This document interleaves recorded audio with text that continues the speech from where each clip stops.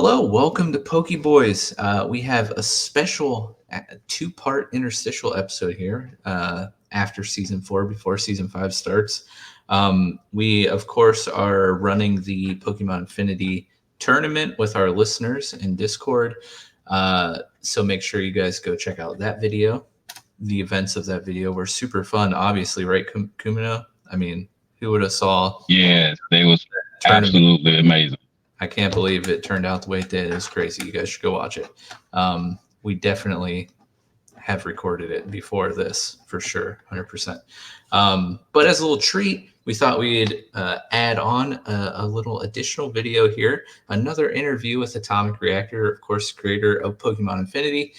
We got the chance to speak with him about Infinity before we started the game for Season 4. And now that we beat it, we figured, hey, let's talk to him again. We can get into some spoiler stuff that we couldn't obviously talk about before the season started and all that stuff. So first off, thank you for coming back and hanging out with us tonight, Atomic. How you doing? Good. Thanks for having me. Yeah. And of course, Kumano, how are you doing, man? I'm doing fantastic. I smell like barbecue grill, but I'm doing good. I mean, there's worse things you could smell like, I guess. Absolutely. I smell scrumptious. There you go. Well, maybe it's a good thing you're in the car. But yeah, it's awesome too because you were not able to make it to the first time we spoke with Atomic. So glad that you're able to join us tonight. I'm sure you probably have some things you want to ask him, so that's awesome. But yeah, just to start off, one question that I think we all asked. I don't remember. Maybe Kumino, you remember who asked this? Maybe it was you. But with the events of the end game of Infinity, of course, yourself, the Team Fate leader, you, and Professor Thorn, you guys are all the same people, and it's just crazy and chaotic. And then Professor Thorn unveils his secret weapon, the ultimate legendary Pokemon of Infinity, being Archaeos. And I want to say this was you, Kumino, but is Archaeos's name to stand for our chaos, like the chaos of the three people, or is that just something we're looking way too into that? That is not what it was supposed to be, but that's a really cool interpretation. No, it was just supposed to be basically a bastardization of Arceus's name, just a different messed up pronunciation of it. Okay, nice. Always pronounced it as Arceus, and so I was bummed to find out that's not what it's actually pronounced as. Dude, same. And even though I know it's not pronounced as that, I'd still intentionally call it Arceus because to me that sounds a lot better than Arceus. So Dad, I thought it made sense. Or mom, or guardian. Yeah. Well, I mean, actually, we can just edit that whole part out, and you can take full credit for naming it Archaeos for that reason. Right. Absolutely. Because I'm pretty sure tons of fans actually came to that same conclusion. Yeah, I think you're in our Discord, so I'm sure when you pop in, you see the talk about your game. But I think the general consensus after everyone beat it, they loved the story and all of the twists and turns that happened at the end. Could you explain maybe the inspiration for the story that you were trying to tell, especially with all of the surprises and plot twists that we got there at the end of the game? Yeah, so I can start with kind of the inspiration behind it and then what the intended goal was. Funny enough, the whole idea, I think, stemmed from this fan theory that I had read about Rick and Morty. Now I haven't actually watched that show. I think I only saw the first 3 seasons. It's been several years since I ever watched it. But I had read this theory back in 2017, 2018. I was like, oh, that's a really cool theory. And the theory was, it makes more sense if you've seen the show. But the theory was that Morty was a younger version of Rick, and that Rick just goes back in time or hops dimensions to train Morty to be himself better and faster. And I was like, wow, that's a really cool theory. And then it just sat with me. And then I was kind of done with fan games. The most recent thing I had done before Infinity was Rose Gold, and that was for a game jam. And that was about just a month of production for a short game. Mm-hmm. But I did it in 4th generation style, and I'd never done that before, and I really enjoyed it. And so I just kind of had this momentum, or this I don't know, itch to keep working in that, because I had seen, I don't know, just my experience working on Rose Gold, and the way I laid everything out, planned it, and executed it was just a lot more efficient than projects I'd done in the past. So um, I had this idea going around in my head. I kind of want to make a 4th generation style game again. What am I going to do with it? I don't want it to be a 8 gym gigantic region, like a standard thing. I want to do something a little tighter, a little more manageable, something bigger than a month-long project, but small enough that it's still feasible and within, a decent scope. And Mm-hmm. so that's why Ego is so small. But as I was doing it, I mean, one of the first things I think I was doing was just messing around with the Ego starters. So I made Charizard first. I made Venusaur. Well, I made Venusaur, Charizard, and Blastoise. That was like the first thing I ever made, and I worked backwards from there. And at that point, I had made a lot of fan games in the past and worked on a lot, but my strong suit was never Fakemon spriting. It Mm-hmm. was usually mapping and tiles and character, like people. And when I made the starters this time around, they turned out really good to my surprise. And I was like, oh shit, maybe I can actually do Fakemon now. And I did. I mean, you see a few of them in the game. And so I don't know, that ambition or that kind of drive and momentum I had, I was like, okay, now what am I going to do from here? And so the story itself, what I wanted it to be was, I wanted it to be a game where I could play with I wanted to catch all the Pokemon possible that were in the game. Mm-hmm. Um, in the beginning, trading wouldn't have been necessary, but now it's something you can do if you want to. But I also wanted a story or a setting that would allow for you to play and catch with every legendary and every Pokemon from a certain generation to a certain, extent. So 1st through 6th gen. I think the demo back in 2020 was 1st through 5th, but then we added 6th gen. And so I had to formulate an idea like, okay, how can I reasonably, what can I do as a story that makes sense, that I can have adventures with all these different legendaries without it feeling too crowded or too convoluted. And so the idea and this was definitely before Loki started coming out and stuff, like the idea of multiverses and stuff like that, that's not a new idea by any means, but that was definitely part of the inspiration as well. And so multiverse ideas started to come into play.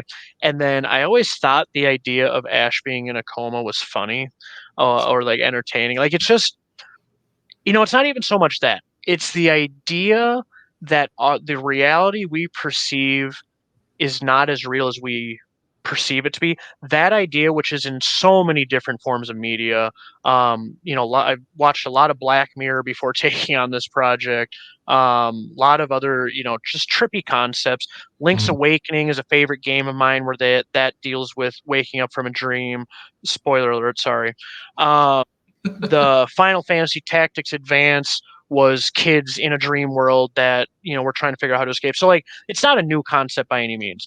But I thought, okay, the idea of the player being asleep or having everything in their head is interesting enough and vague enough that I can reasonably pull off this really crazy science fiction story, trying to make the science sound feasible, but still allowing enough wiggle room to say, well, it is in the character's head, therefore, the science doesn't have to be hard science.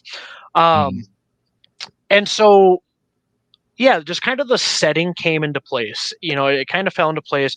I wanted it to contain a multiverse science fiction-y story, but I wanted the setting to be in the character's mind and play around with that idea. And so the idea of the rivals and Thorn and you, um, you know, technically speaking, if the world is in the character's head, it's not just those main characters that are also themselves, because the entire world is a projection of their own consciousness. Therefore, every NPC you run into, every character, I mean, I guess every Pokemon, every tree, like all of it is technically the player or technically the character, because it, their mind is creating and projecting it.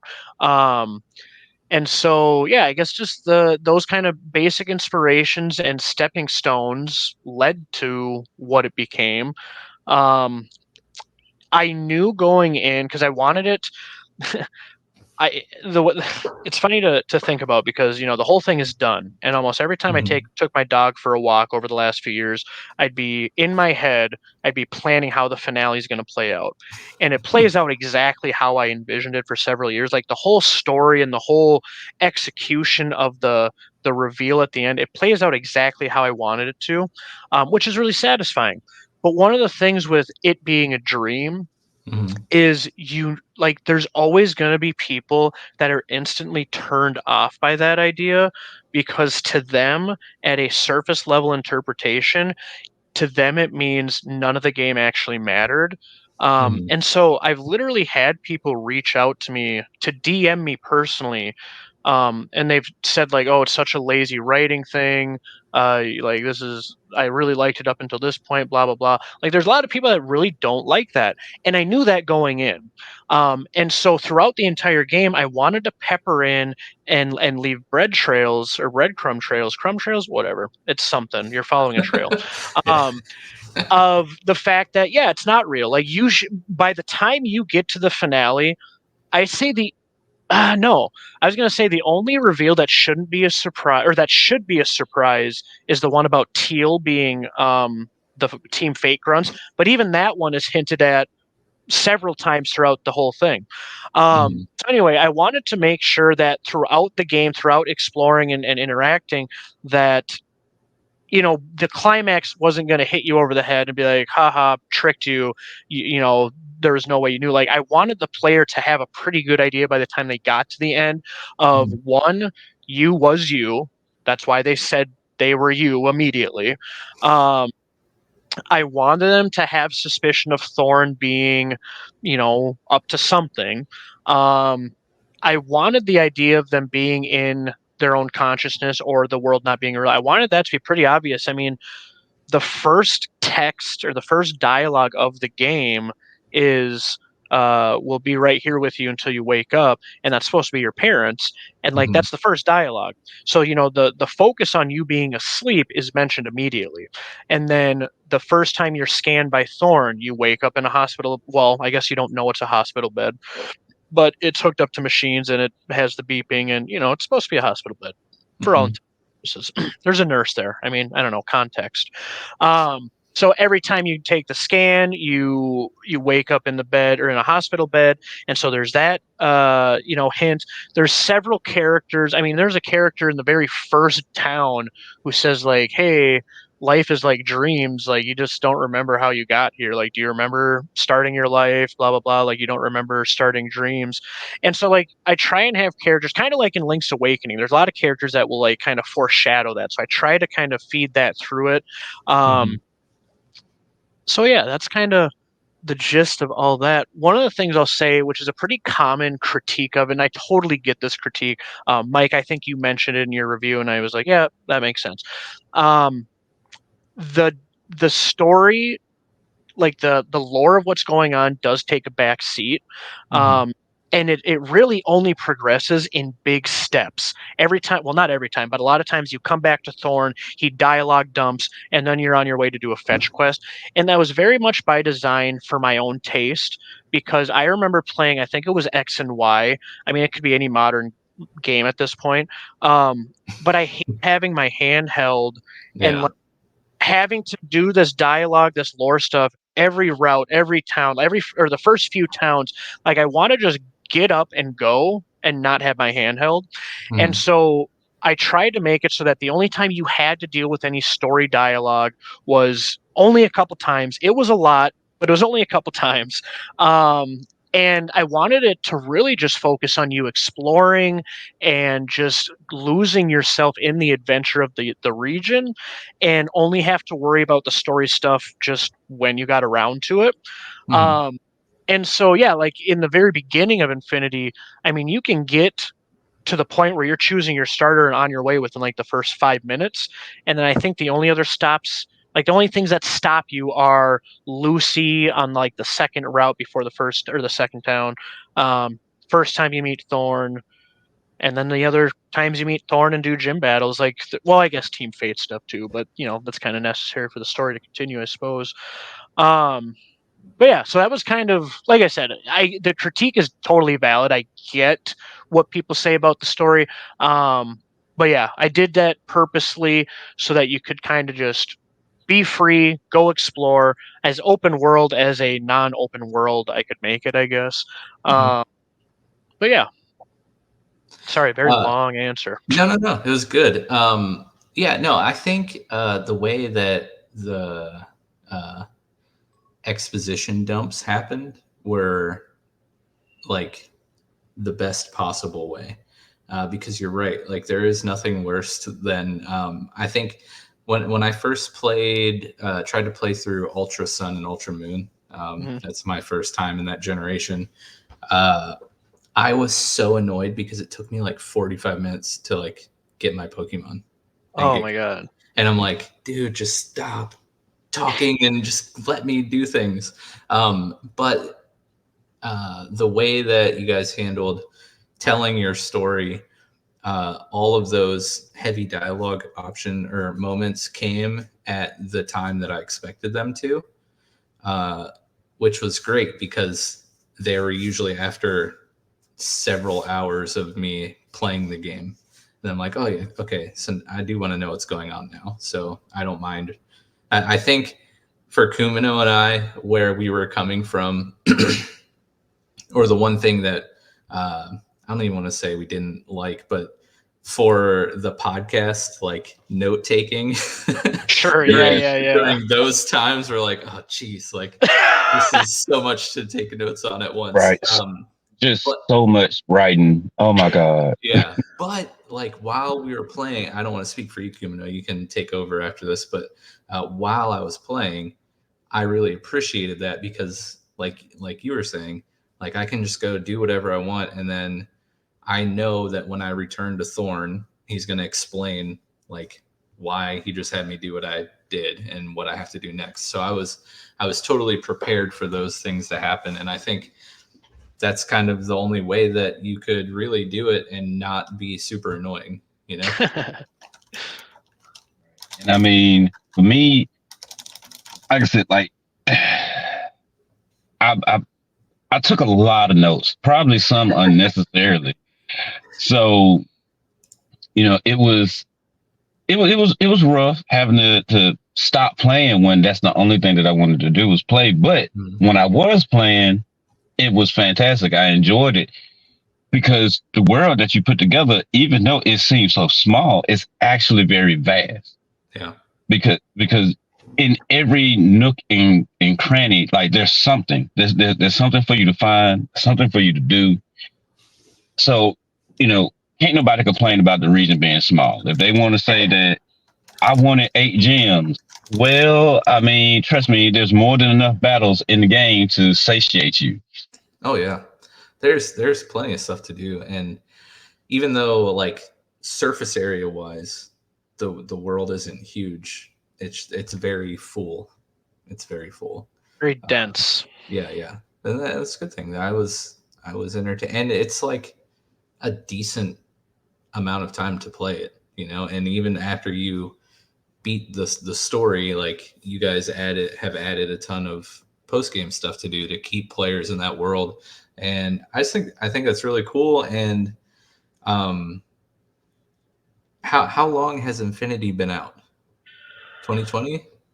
I mean, if you count the original demo release, yes, it was March 20.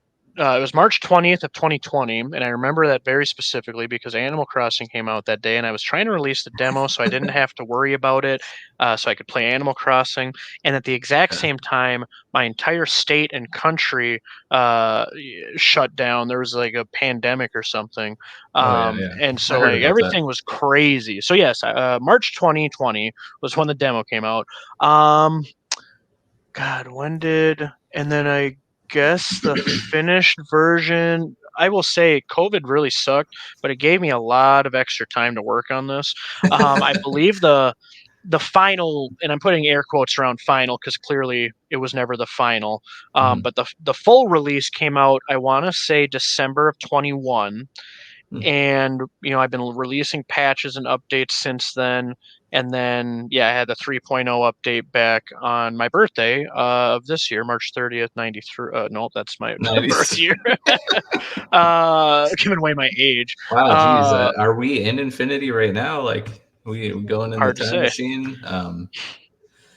No, but it's got to be cool seeing like just in your Discord people posting their Hall of Fame cards on like their zillionth time through the Trident tournament, and just you guys have packed so much content into this game that people continue to play it and keep playing it, keep playing it, keep playing it, and I think that's pretty cool.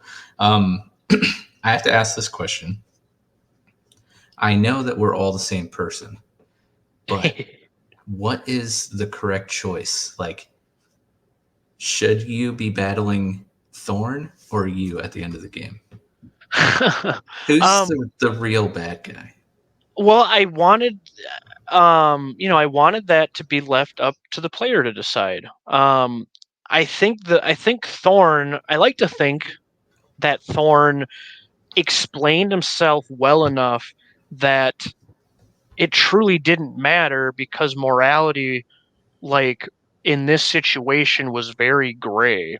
Like it's really supposed to come down to how you value the concept of lives in a multiverse and stuff like that. Do you agree with Thorn and think that because of the infinite vast quantity of existence that any damage to it is negligent or not worthwhile? Or do you agree with future you, that you should you should try and stop Thorn from meddling with universe's affairs? I mean, it's supposed to just kind of be up to you. I mean, in the end, you end up becoming young Thorn anyway, so well, unless you choose the other exit. If you decide to leave the hospital and you literally stop playing the game at that point, you've left that world behind, and that is the true ending. And so it's not so much who you battle that is the choice. It's, do you want to actually leave the world behind that you know is not actually real, or do you want to go back and keep, spending your real time in this fake world? And which kind of, I guess, brings up a whole nother layer to what that plot point was supposed to kind of convey was, especially at our elderly age, playing games that we've loved since we were children and going back to play them specifically for that nostalgia. Like that was also supposed to be kind of what was going on here, is that this character was trapped in their own coma or consciousness or whatever, because they didn't want to go back to their real world. They didn't want to face their responsibilities, and it's kind of left up to interpretation how this character's life is outside of this. It's there for you to kind of project your own, what do you stress about in real life that you're kind of trying to avoid by indulging in video games or nostalgia games and stuff like that. And so, I don't know, there's a little more to that reveal at the end than just haha tricky reveal, like big plot twist. Like it was supposed to be self-reflective for the player, but I think if a player is too young, I don't think they will have that kind of same experience. I mean, I think a lot of people, it's going to be a varied experience to the ending. There's a lot going on that you have to take in. I know the graphic change when the kid wakes up, like, shocks a lot of people, which was on purpose. If I was going to have you wake up from this reality, like, it had to change visually as well. Yeah. But yeah, there is no right answer. It's up to the player. Depends on no, it doesn't matter, because you can continue playing no matter who you fight. It's all futile. That's Thorn's whole point. The whole thing is futile. And you essentially, when you come back, like once you get to the real world and you jump back in bed, you start right back before the battle, or at least that's what it did for me. So you can battle both to, I guess, see which one would be more satisfying for you, I guess. In which a game with options like that, you have to appreciate being able to go back and just see what the other outcome would have been. Used team is pretty stacked too, so I mean, yeah, that it is. That it is. I'd rather battle Thorn, but our chaos is nothing to mess with either. I think I really I do think it's probably because of my old age, being about to be an ancient 37 years old next month. Actually, is it like in exactly a month? No, almost a month. The choice at the end in the hospital to return to your parents or to climb back in bed was actually very difficult for me because I am a parent, and I think Kumano, you touched on this in the episode. Yeah, I did. But like, obviously, your parents would want you to wake up, right, and be able to come home and go back to normal life. And I'd like to think that I also would like to do that, but everyone kind of jokes around, or maybe nobody does, and it's just me. But you toss around the things like, oh man, it would be so cool to like exist in this universe, or like, wouldn't it be cool if like, okay, maybe not Jurassic Park was real, but like, you throw those things out where you're like, Yep. it would be awesome if Pokemon were real. Like, that'd be amazing. But like, that's your choice here. Like, do you want that to be real, or do you want to like go back to your family and your friends and like living? So for me, it was tough, and it's like a thing to think about. That's for sure. So I didn't think the coma storyline is lazy or anything like that. I think it's really cool, and even though, like you said, you make it apparent throughout the game, especially in all the times you go in the machine, you're coming out of the bed. I still like didn't see that coming. Maybe I'm just really dumb, but I was like, nah, there's no way that that's what they're gonna do. I mean, I think it's hard to predict every one of the twists or reveals, because there is like it's pretty fast in how many things it's revealing. Like, it reveals, oh, the antagonist is actually future you. Oh, your guide or mentor is future you. Your rival is actually the Team Fate Grunts. And then you find out, I think in post game, that your rival is just an alternative version of you as well. And then you're given the choice, and then it reveals it's all a dream. Then you're given the choice to either wake up for real or go back. And then if you go back, and then you have to process that you're now back in the very beginning of the game. And like, yeah, there's a lot. Like, the ending is very. I think it's a common summary of the plot of the game. Like, yeah, the story's kind of slow, and then it hits 100 right at the end. And I feel like that's a pretty accurate description. Yeah. Well, yeah, it's quite the experience, that's for sure. I actually have a question about that. So, if it were you, what would have been your choice? I think people would like to know what your choice would have been. So the question is, if I'm actually in this situation and a future version of me is like, hey, I like to mess around in the multiverse, and another future version of me is like, hey, I'm trying to stop him from doing that, what would I do? Oh, no. I mean, waking up out of the coma, I'm guessing. What would your choice would have been? I mean, I think in real life, I don't know. I think in real life, I'd like to say that I would come back to real life, because that's real, and I want to experience that. But then, that also, the whole "it's a dream" sequence just begs the question of, okay, well, if that was a dream, and what I woke up to is real. Well, how do I know that's real and that's not just another layer of a dream? Like, how deep can it go? So, like, if that actually happened to me and I woke up and was like, whoa, I just felt like I was in the Pokemon world, but now I'm in real life, I feel like I'd still be questioning reality at that point. Like, they need to let me stay in the hospital another couple days for me to get my thoughts in order. Yeah. I'd have somebody call my parents, or yeah, I don't know. I like to think I'd take the real, the grown-up route Mhm. and go back to my real life. But I don't know. World kind of sucks sometimes, so it depends on my mood. Right. Then we just be like Neo, working in an Yep. office, making video games, knowing that all of this is fake.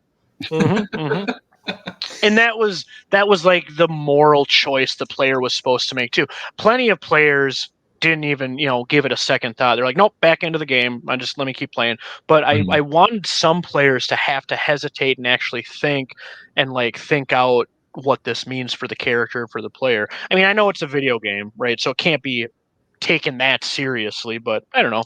Wanted people to hesitate for at least half a second. Mhm. Yeah. No, I think I was that player because I did ultimately. Both times I beat it. The first time I played it like a year ago, and then this time I did go back. I woke up, but then I realized that I needed to not do that so I could continue to play.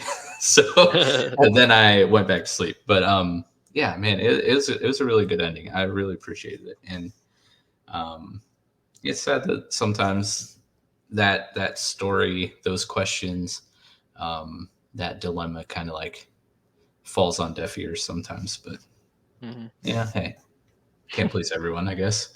But with that being said, Kumino, do you have any other questions about like the story and the end of the game before we move on?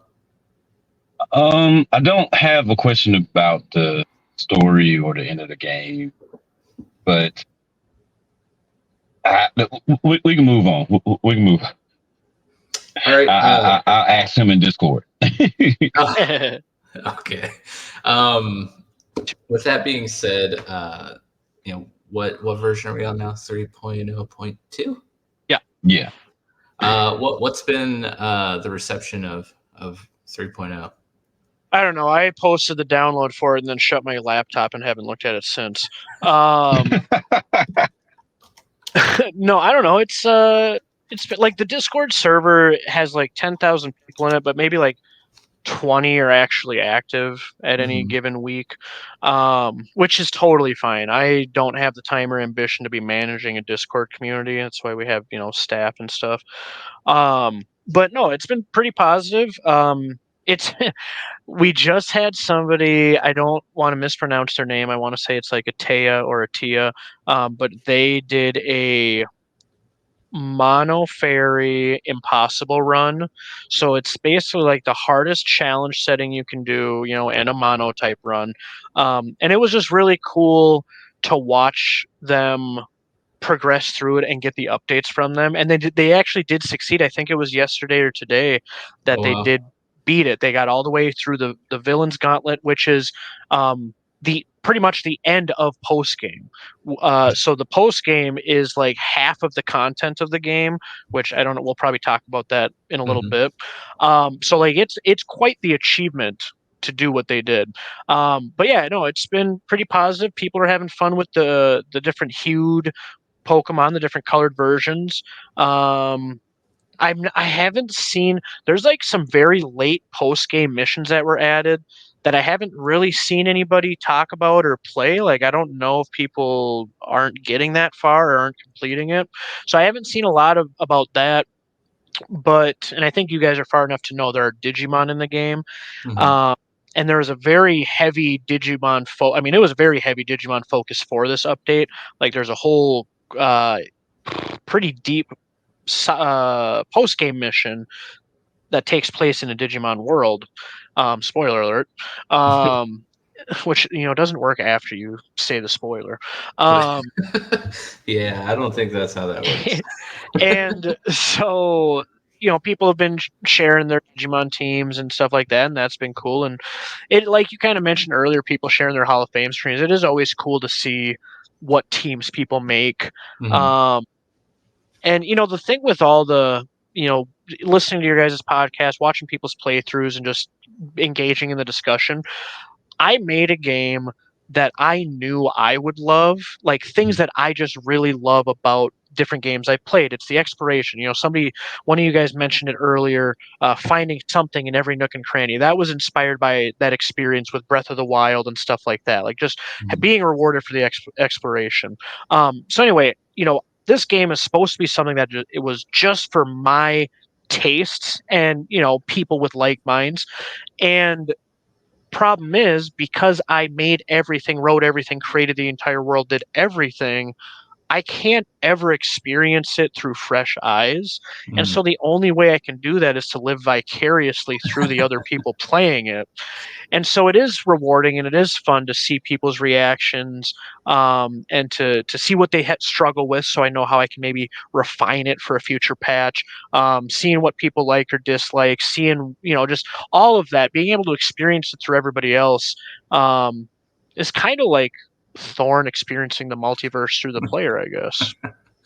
Uh-oh, the villain's arc starting to come out. Um, no, that's awesome. The hues are very interesting. I really like that. Um, is the official term for a huge shiny? Is that a super shiny? Is that like lockdown official trademark? No. I mean, I'd call it a super shiny. I don't know what else you would call it. It just is the one that makes the most sense. Oh yeah. I would call it ooh pretty. That works too. um, what have you gotten any feedback on what like people's favorite features are or anything like that? Not like explicitly.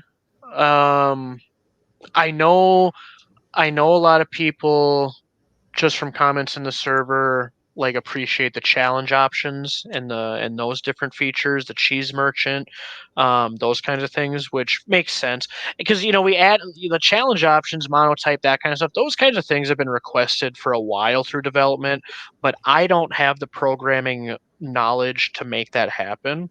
Mhm. But I've been fortunate enough to end up working with a few different people who do have that knowledge, and they've been able to help install these features and work these features in. I commissioned one guy who has done quite a few cool features, and so yeah, it's been cool to get those in. But I'd say, yeah, probably the challenge options are the things that people appreciate the most. You have to be a Digimon fan to really care about that part of the update. Like if you like, I know somebody commented and said, "Yeah, I wish there was more Fakemon. I don't really care for the Digimon," which like fair for them, but for me, who has always like grew up with it and always loved that stuff, like I was psyched to be able to play with like 50 new Digimon. Yeah. Sorry, there's no more Fakemon, but this is what I spent like my last summer doing, was just spriting all these Digimon to play with. Um, but yeah, otherwise, no explicit feedback. People seem to be enjoying it though, from what I can tell. That's awesome.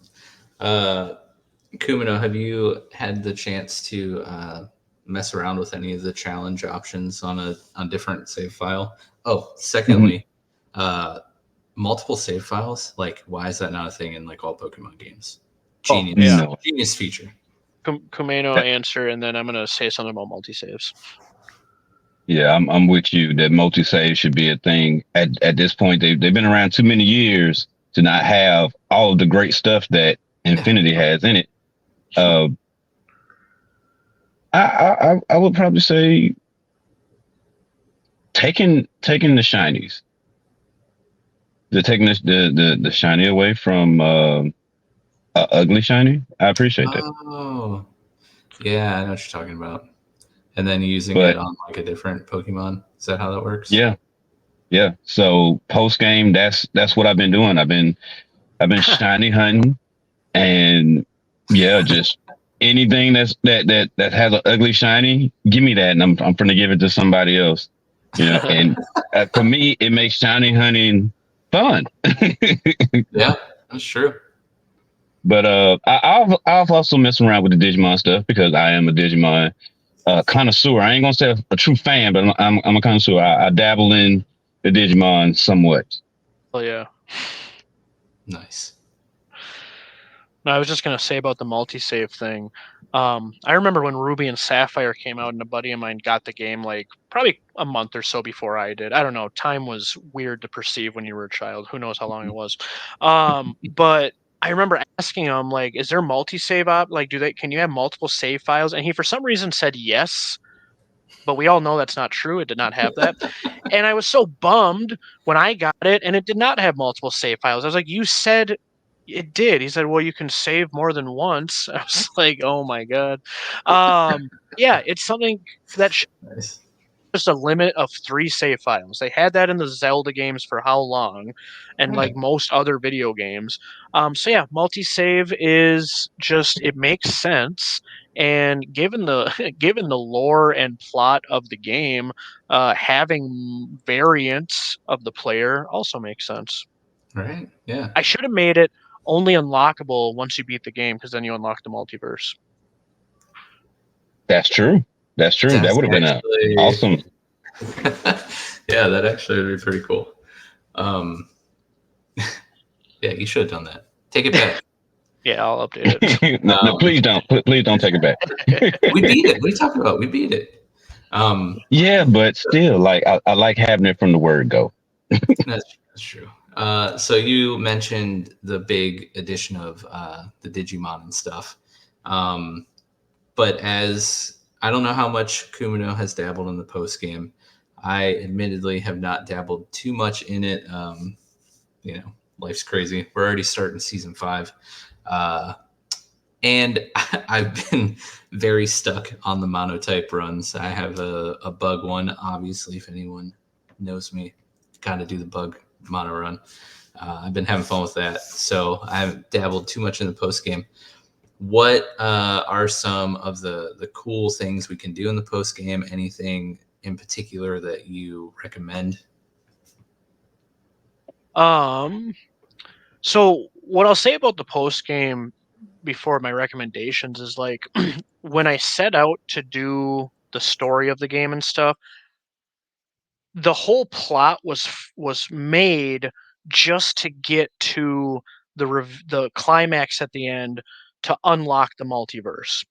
And so it was always my goal to essentially have it be kind of a shorter game that gets to the point pretty efficiently. And then once it gets to that point, it gives you a whole bunch of side quest, dimension hopping options. Like that was always the goal. And so half the game, I always say that the first half of the game is the story and the campaign.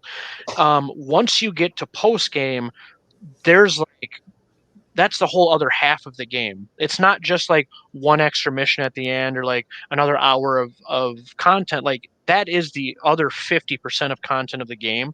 And so it's got a very I like to think efficient, because I'm not a professional. I don't know. An efficient kind of what's the word I'm looking for? Gameplay loop.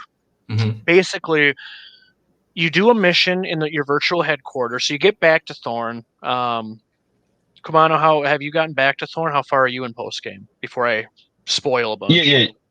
yeah. I'm with them. Okay. And he or she kind of reveals to you like, yeah, I always knew it was a dream, blah blah blah. But now that we're here, like we can actually explore the multiverse. You got the 3 shards. Now we can actually do what I was setting out to do to begin with. And so you unlock a few basic missions first. And I tried to make it so that the missions revolve around certain regions. So one of the first missions you get is you go to Kanto and you get the 3 Kanto starters, which results in Red getting Pikachu.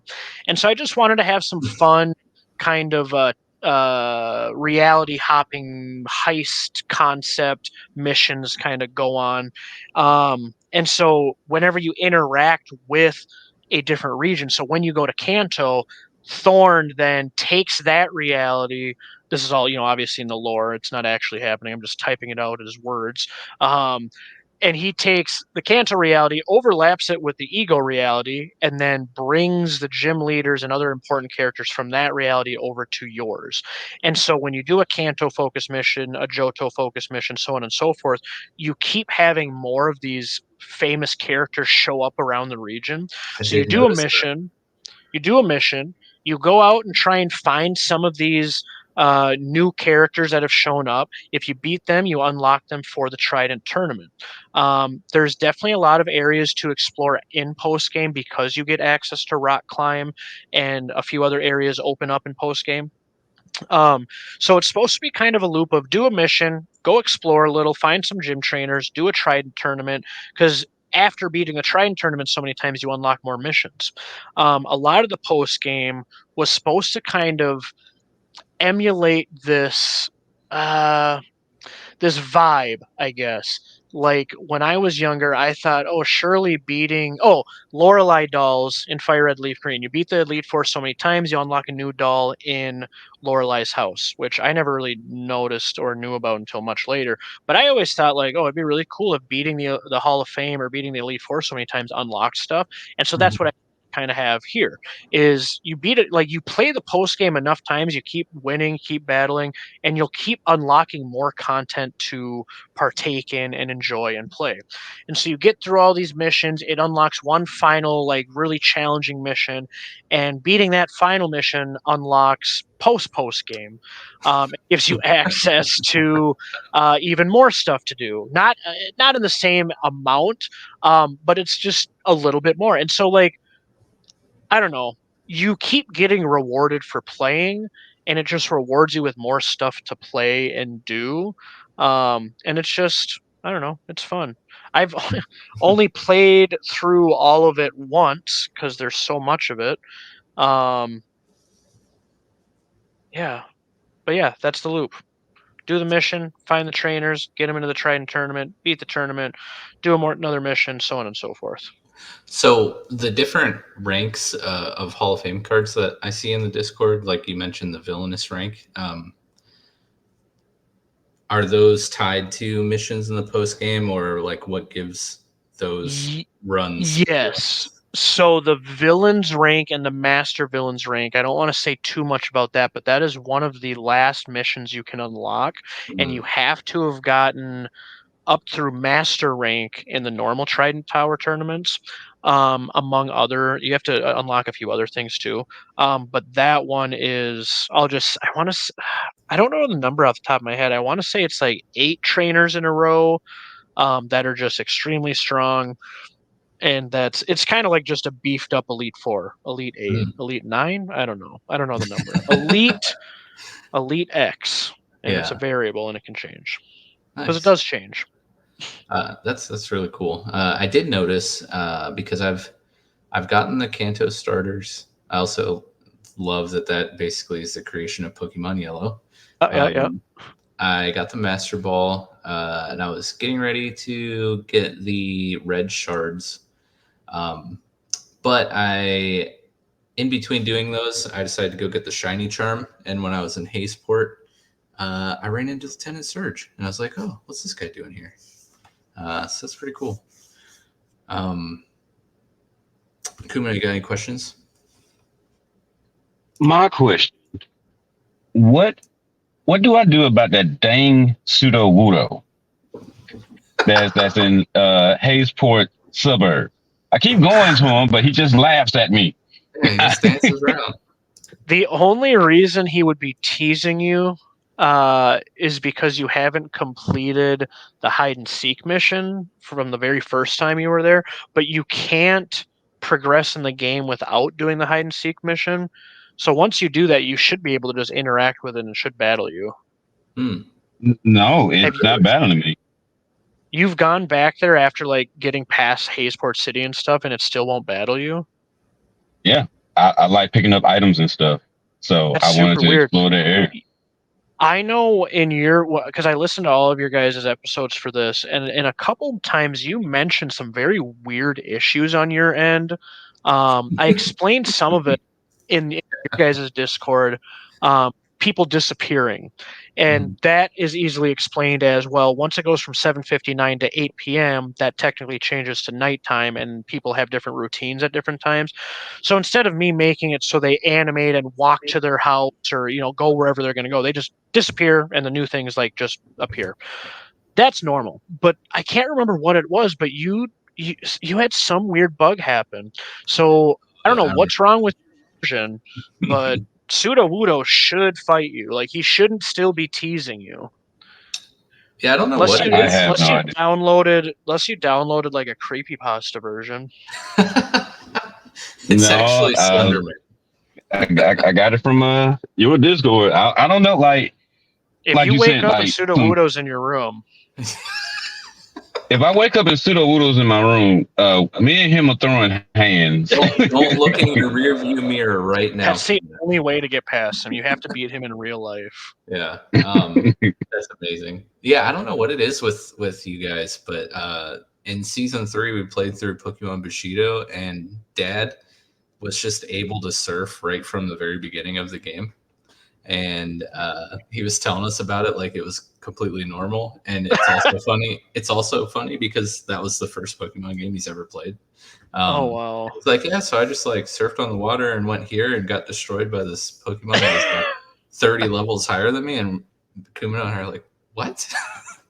Right. You're not And supposed so now to be able to every surf. game in every game he plays, he has to check if he can surf or not. Yeah. So yeah, I don't know what these guys do with these downloads, but they got some funky stuff going on.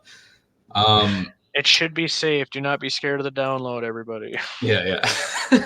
It's just me and my horrible luck. That's all it really is. That's awesome. I'm excited to dig back into the post game.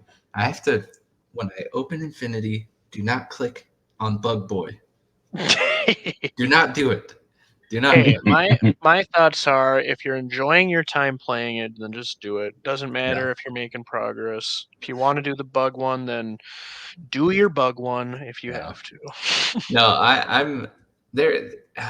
Outside of the challenges and of course the extensive post game, this game just has a ton of replayability, because just the other day we were going through, and there's like at least one other team, probably two other team of pure Fakemon or regional variants that I wanted to use but didn't.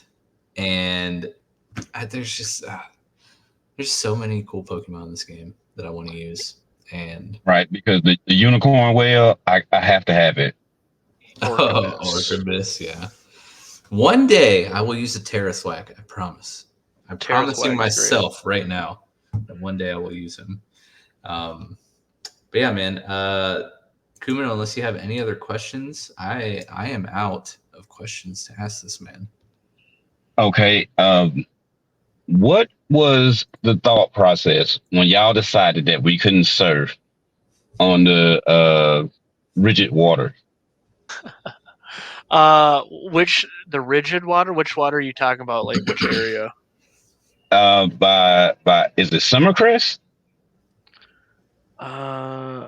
Suncrest Isle? Yeah. Are you talking about like the current? Yeah, the currents. Because I was like, okay, so we can in normal Pokemon games we can surf on them. What was the process with keeping us from doing it now? So basically, that current graphic was just used for aesthetic. The method, the way the currents work in the actual games, I'm pretty sure are just not programmed into the engine that I use, and so I just never intended them to work like they do in the actual games, and so and Suncrest Isle is new to 3.0, so it was never in the game until recently. But they're only just supposed to work as like fast travels from point A to point B and point C. But later in the post game, you do actually use them the way they are intended in the normal games, in a Hoenn themed mission, appropriately enough. Okay. So yeah, it's really just Suncrest Isle where they don't work as intended, but they also just don't show up anywhere else other than there and that post game mission.